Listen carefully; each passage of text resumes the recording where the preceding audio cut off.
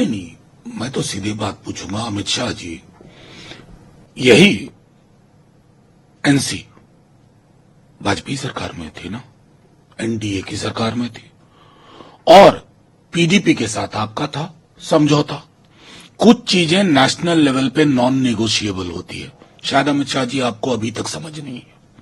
मैं बार बार कह रहा हूं, अब बहुत बड़े पद पे हैं, लेकिन उस पद की एक गरिमा है। कोलिशन आपको परेशान कर रहा है क्योंकि आपके पास कोई जमीन नहीं है, जम्मू तक में आप लूज कर रहे हैं।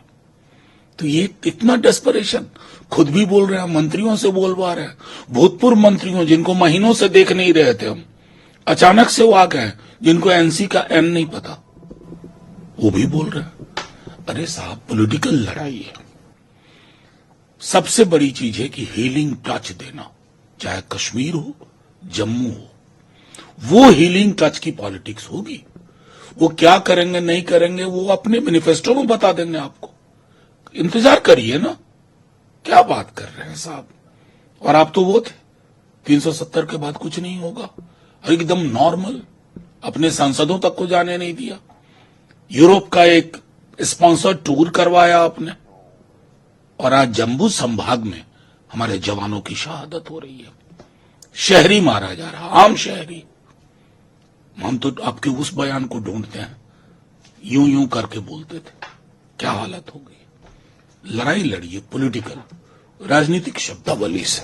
उधर सर, यूक्रेन यात्रा पर गए भारत के प्रधानमंत्री, इस बीच यूक्रेन के राष्ट्रपति जेलेंस्की का जो बयान आया कि भारत बड़ा प्रभाव रखता है दुनिया में और पुतिन को, रूस को रोक सकता है। नहीं, उन्होंने और स्पेसिफिक कहा। आप तो ब्रॉडली हमसे पूछ रहे हैं। उन्होंने तेल वाली बात इंगित की, और मुझको लगता है कि 2 दिन पहले ही प्रधानमंत्री जी, आमतौर पर मैं टिप्पणी करने से बचता हूं जब हमारे प्रधानमंत्री जी विदेश में होते हैं, लेकिन प्रधानमंत्री जी ने खुद ही इस परंपरा को तोड़ दिया।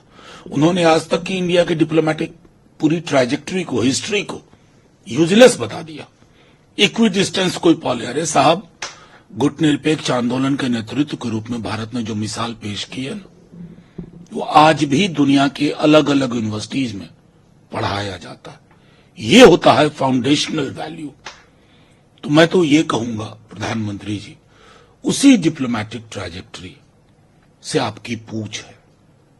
आप जागते हैं, कहते हैं ना, बुद्ध की धरती से आया हूं। ये ऐसे ही नहीं पैदा हो गया बुद्ध की धरती वाला प्रतीक, इसके लिए काम किया गया।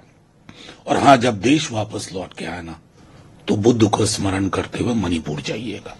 लेकिन सर, आप उस सदन के सदस्य हैं जिस सदन में 140 करोड़ लोगों में से 245 पहुंच पाते हैं। जो बात प्रधानमंत्री ने कही कि भारत युद्ध के रास्ते को कभी नहीं अपनाना चाहता, ना उसका समर्थन करता है, ना युद्ध के जरिए कोई समाधान निकल सकता है, इस दृष्टिकोण से दुनिया अगर भारत की ओर देखता है कि भारत मध्यस्थता की भूमिका निभा नहीं, सकता है। बिल्कुल। देखिए, भारत की भूमिका एक दिन में तय नहीं हुई है। आजादी के पूर्व से भारत ने स्टेटेड पोजीशन रखा। मैं आपके माध्यम से कहता हूं, गांधी का फिलिस्तीन के बारे में क्या था, क्या थी उनकी सोच।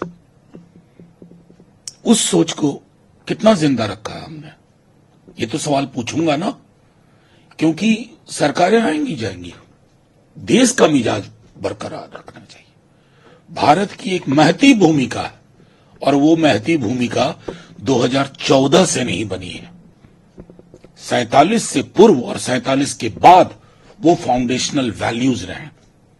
आज उसके नतीजे में भारत की पूछ, वो पूछ बरकरार रहेगी, बशर्ते हम इस तरह की जुबान ना बोले, अब की बात ट्रंप सरकार। दूसरा सवाल सर ये है कि कर्नाटक में राज्यपाल के द्वारा जब मुख्यमंत्री के खिलाफ मुकदमा चलाने की अनुमति दी गई, अब कांग्रेस की ओर से भी कुमारस्वामी जो केंद्र में मंत्री हैं और भाजपा के 2 पूर्व मंत्रियों के खिलाफ। बिल्कुल सही किया भाई, tit for tat, tit for tat. ये इसी भाषा को समझते हैं। आपने गवर्नर के पद को तो खत्म करके रख दिया, अब गवर्नर है ही नहीं। बहुत भले आदमी है थावरचंद जी, हमारे सदन के नेता थे, लेकिन मैं मानता हूं इंडिपेंडेंट डिसीजन तो होता नहीं है। यहां से 2 व्यक्ति बोलेंगे कि ऐसा करो।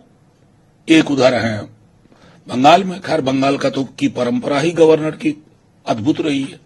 तो गवर्नर्स के जो पद हैं राज्यपाल के, उसकी गरिमा बरकरार रहनी चाहिए। आपने सैंक्शन दे दिया तो आप दीजिए ना फिर सैंक्शन, नहीं देंगे तो पार्टीजन साबित होंगे ही आप।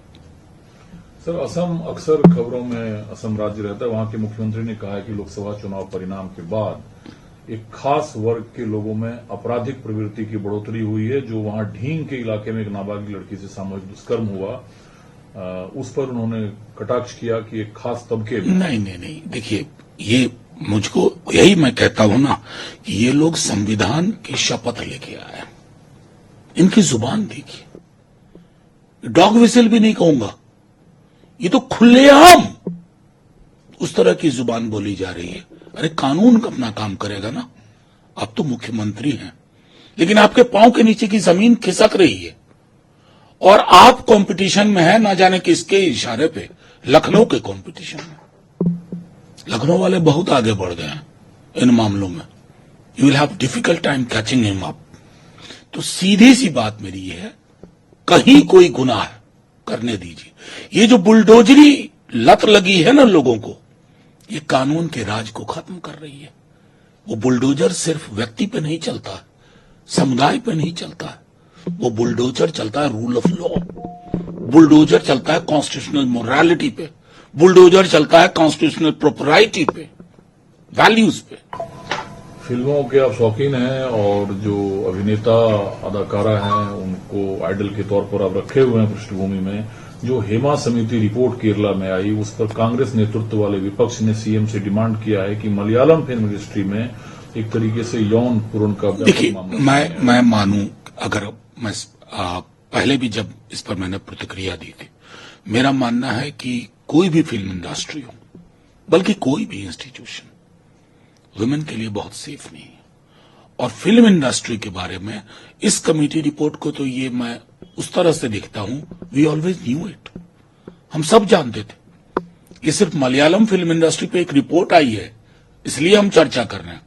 आप हिंदी फिल्म इंडस्ट्री की बात कर लीजिए, कोई भी फिल्म इंडस्ट्री के आपको इस तरह के सैकड़ों एग्जाम्पल मिलेंगे। और ये बताता है how unsafe is the corridor for the women. Last question sir, जो सीबीआई को परमिशन मिला है दिल्ली के उपराज्यपाल वीके सक्सेना से आबकारी नीति मामले में अरविंद केजरीवाल के खिलाफ। धन्यवाद, ये कमाल के हैं। मैंने कहा ना, अभी आपने गवर्नर साहब पर सवाल पूछा, दूसरा आ गया। और मैं अक्सर कहूंगा इन लोगों को, देर है अंधेर नहीं है।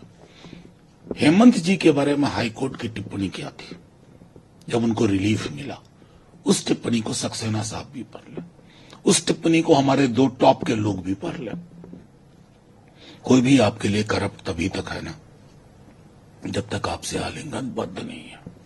आलिंगन में बंधते ही उसके करप्शन खत्म हो जाते हैं। ये वेंडेटा है।